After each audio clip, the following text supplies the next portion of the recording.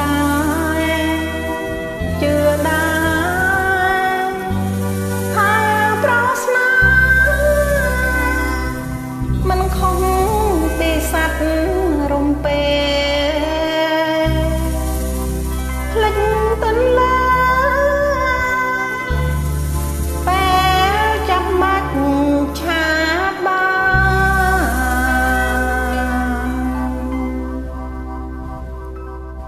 បងសូមស្បត់ប្រកាសជាស្នេហ៍មួយគ្មានពីរបីបងសូមស្បត់មុំចែកដីបងបេបកានីរីកថ្មីសៀតសោះត្រីបញ្ជាក់ថាដៃក្តិចផ្កាតែមួយដេញហើយឲ្យផ្ការលួឲ្យផ្កាព្រួយថ្ងៃមួយមិនខានទេ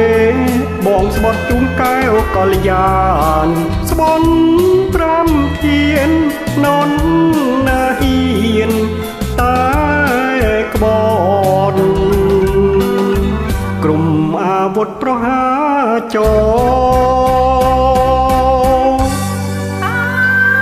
រិហោម្ដងលេបចន្ទថ្លា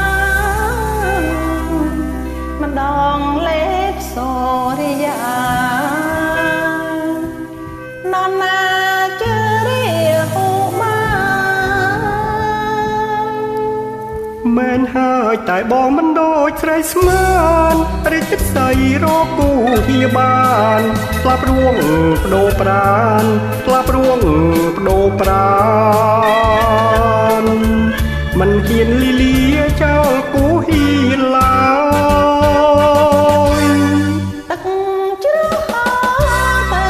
ហើយព្រះអើយមិនដែលត្រឡប់វិញទេសូម្បី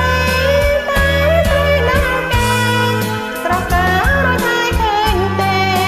លែងហើយរារេបឹងស្ទឹងទន្លេខ្លាយជាសមុទ្រជើងមេឃភ្នែកមើលមិនផុនណែយើងបងស្បត់ធំផុតទៅវែង